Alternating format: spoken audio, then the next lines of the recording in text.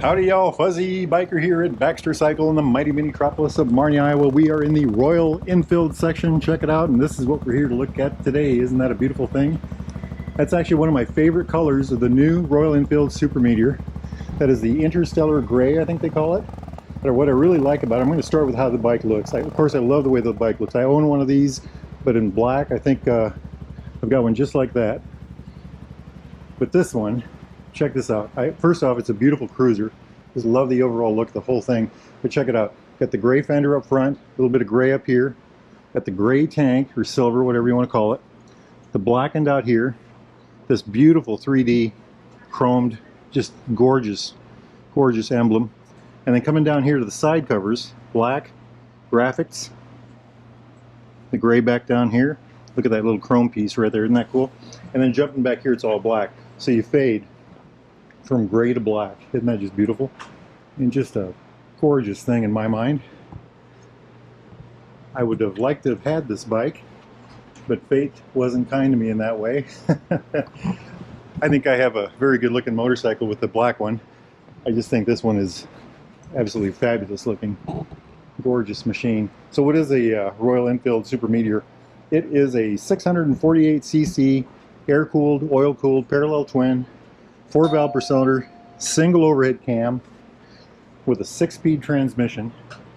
And I think it's one of the best 6-speed transmissions on the market. The Royal Enfield 650 with that transmission is just, it's a work of art. I've already got about 3,100 miles on my Super Meteor. I got it a couple months ago, and then, you know, weather and all that neat stuff has kept me from riding anymore. But I plan on I'd like to put at least 20, if not 30,000 miles on it this year. Wish me luck. Now that sounds incredible, but I rode about 30,000 miles last year, so should be able to do something like that. But isn't that just a gorgeous machine? So this little hot rod has got a 320 millimeter disc with a dual piston Vibri caliper, an inverted fork. I think these are 43 millimeters. Check out this little fork cover here to protect the fork, and a little brace right there. I think that looks just great. But the inverted fork is just, I love it. And when I ride mine, one of the things I think about it is it does feel like it has a lighter front end. And another neat thing about this, I hope I can show this. Look at that spoked wheel. It's a 10-spoke wheel, but it looks like a 5-spoke. It's got these thick spokes alternating with thin, and I do like the way that looks. Isn't that just neat? Look at that whole thing. Just gorgeous. Here's the oil cooler. This is metal. By the way, everything is metal. You know, everything is, it's just amazing how much tin they put on this thing. You know, the side covers, the fenders, everything. Jumping back here, we've got forward controls on it. I love forward controls. I'm a cruiser guy all the way, so, you know, that's why I bought one of these, actually. I wanted one of these desperately, and I still want one of those desperately. That's an Interceptor. But I chose this because I intend to ride a lot of long miles, and I know how comfortable a cruiser can be. But check this out, you know, this anodized cover, big RE symbol right there. You know, the chrome cover over the fuel injection. Just a gorgeous thing. And then, of course, this beautiful seat. And that's something I really wanted, the nice wide seat. When I started riding my bike, the first 1,000 miles, the boy, kind of a stiff seat. What I learned is you have to scoot forward a little more to get the comfort spot. But there is a lot of room to play, so very good. Jumping back here, twin shocks on the rear. 300 millimeter disc on the back. 300 millimeter with a dual piston Vibri again. Very good brakes on this bike. Early on when they were talking about these coming out, they said, well, it's under brake, didn't have enough brakes.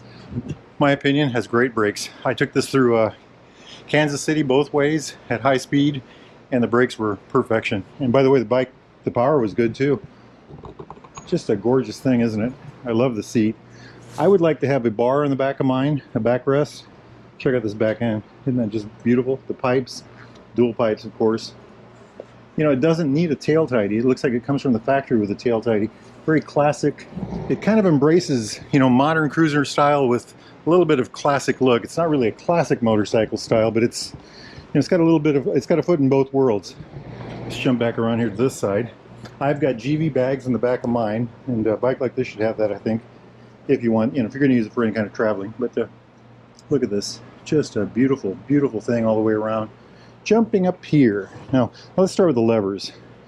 The Meteors and the classic 350s and the Hunters all have these kind of a sweeping lever like this. It gets very wide right through here. It's got this radius edge. And I thought that was one of the best levers on the market. What they've done with the Super Meteor is taken that same lever, made it a little longer, and they made it adjustable. You can adjust the throw from here to here.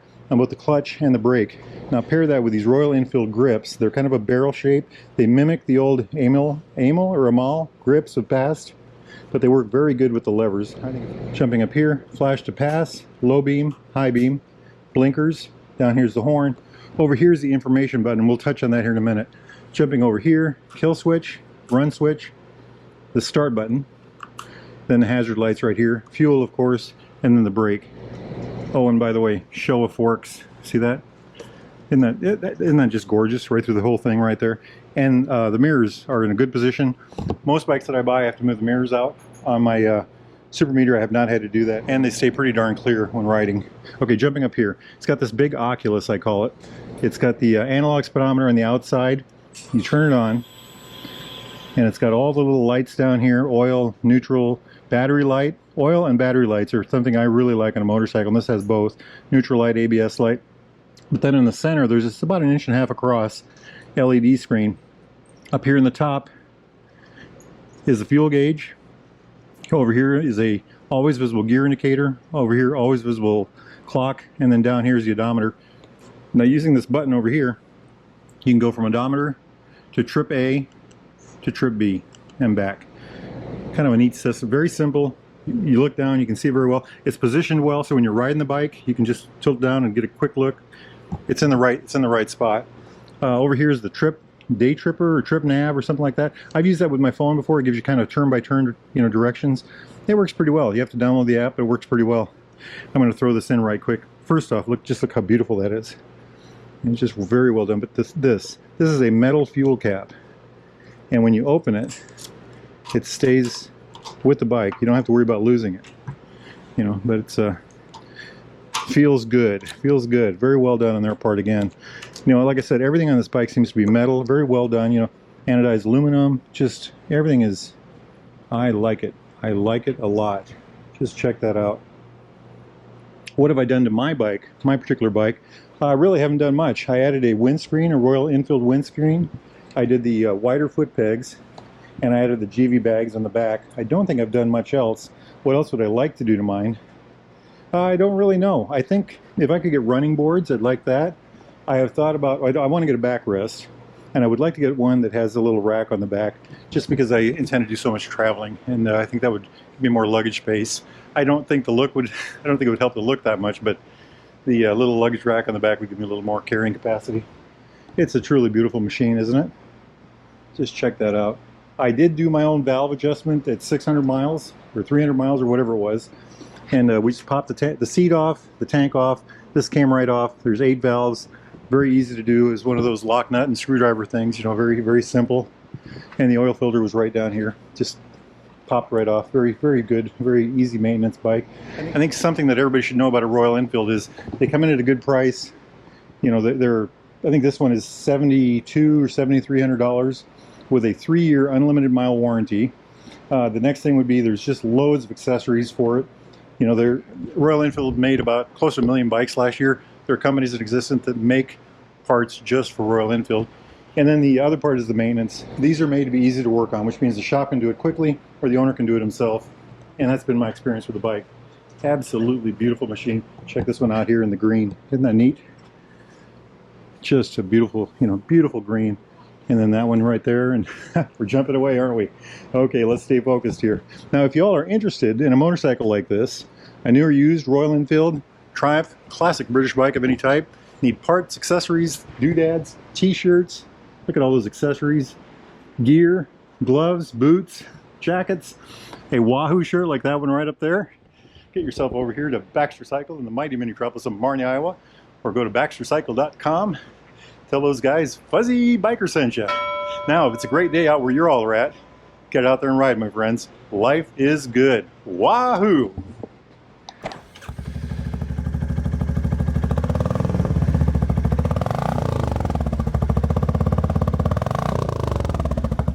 Hey, a quick addendum to the video here. Just this little hot rod was sold to a fellow from Kansas City. Baxter's does ship these all over the country, and I find that kind of an interesting phenomenon. They ship down to Mississippi and out east and California, and a lot of bikes to Colorado, amazingly.